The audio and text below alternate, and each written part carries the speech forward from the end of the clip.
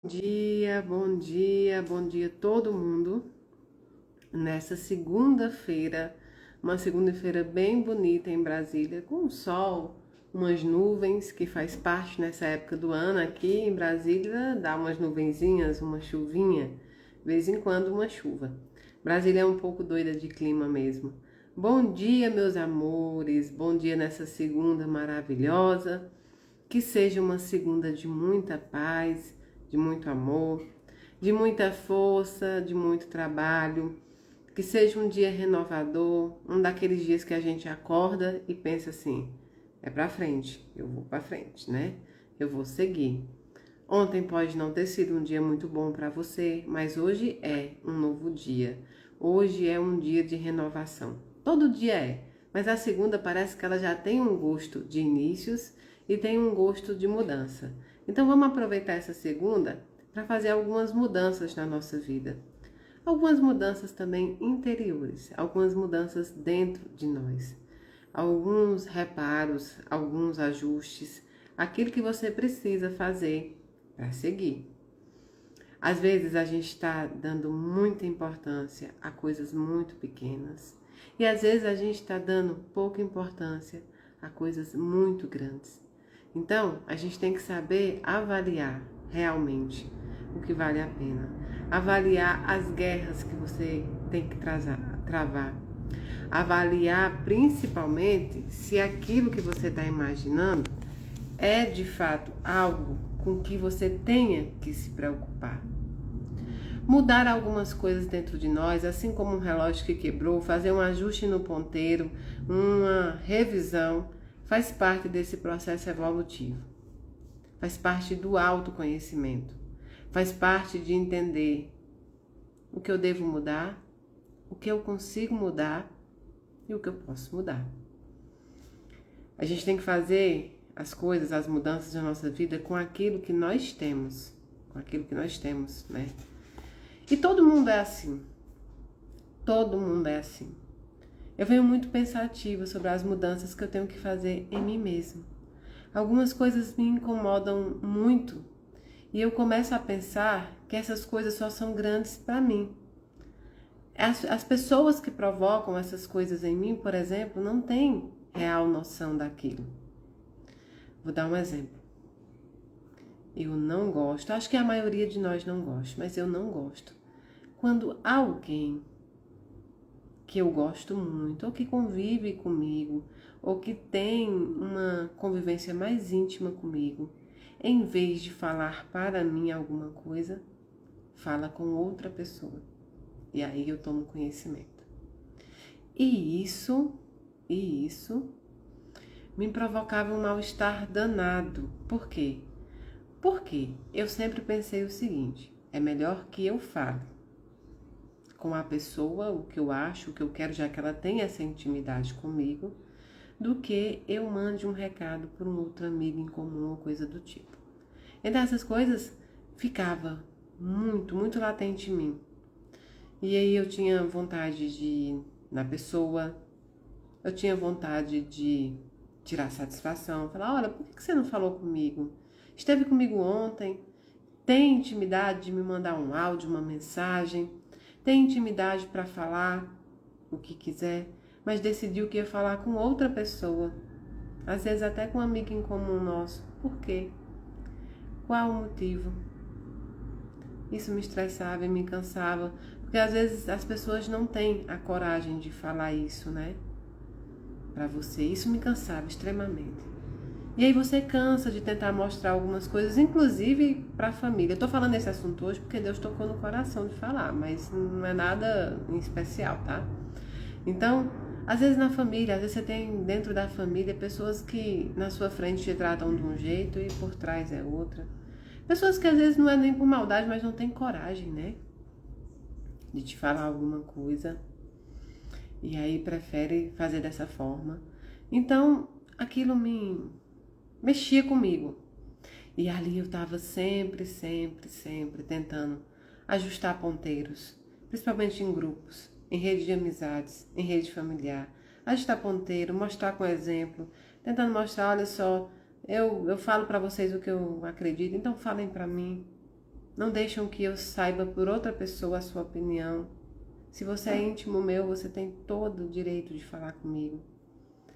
Até que aconteceu algo essa semana muito parecido. E aí eu conversando com o Daniel, eu disse, olhe, eu estou cansada. Se eu não conseguir mostrar para essas pessoas aqui qual é o caminho a andar, qual é o caminho certo, eu não posso me desgastar por elas. Eu posso dar bom exemplo, posso dar os meus exemplos, mas não posso me desgastar. Não posso sempre ficar me preocupando com a reação e o ajuste dos outros. Posso ficar me preocupando comigo. Há pessoas que não dá mais, há pessoas que não tem mais como você ensinar, não tem como você forçar o aprendizado. Algumas pessoas vão ter que passar por um processo, às vezes de decepção, às vezes de ajuste, às vezes uma parada, uma ficada para trás. E Daniel concordou e disse, agora sim, agora você chegou no ponto que precisava. Qual era o ponto? Já posso dar bons exemplos. Posso mudar o que está errado em mim. E eu sei o que está errado em mim. Você também sabe o que está errado em você. Posso mudar aquilo que eu não esteja fazendo de correto. Mas eu não posso mudar as pessoas. Nem muito menos os atos dela. Nem muito menos o que ela procura. Então, nesse caso, amar é deixar livre. Evoluir é deixar as pessoas em liberdade, inclusive você. Para ser livre, para entender quando não vale mais a pena. E para ser livre, para entender quando as pessoas desejam partir do seu convívio. O que você não pode mudar é sua essência, é seu princípio. E eu fiquei muito feliz de coração conseguir compreender isso. Muito legal mesmo. Eu queria muito compartilhar isso com vocês, porque não é uma pregação, é o que acontece, né? Não é uma pregação, é o que acontece.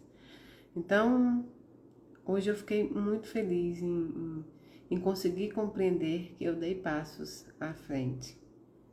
Dei passos à frente na minha evolução também.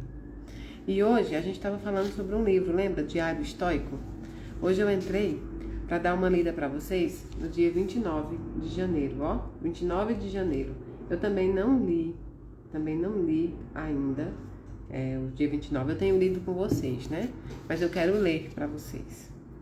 29 de janeiro, mantenha a simplicidade. A Elane, desculpa, é porque eu vi a Elane aqui falando aqui, que ficou com medo da história da menina. Às vezes eu tenho medo também, eu não te disse que tem? O negócio é rezar, pedir a Deus pra espiritualidade, enfim, resgatar, ou então para que eu tenha coragem logo, né, de fazer meu ajuste com ela. Mas os meus amigos falam, Mayra, se você tem medo, Deus me livre eu. É verdade. Olha, 29 de janeiro. Mantenha a simplicidade. Em todos os momentos, mantenha a mente firme na tarefa a realizar, como romano e como ser humano, fazendo-a como estrita e simples dignidade, afeição, liberdade e justiça, dando a ti mesmo uma trégua com relação a todas as outras considerações.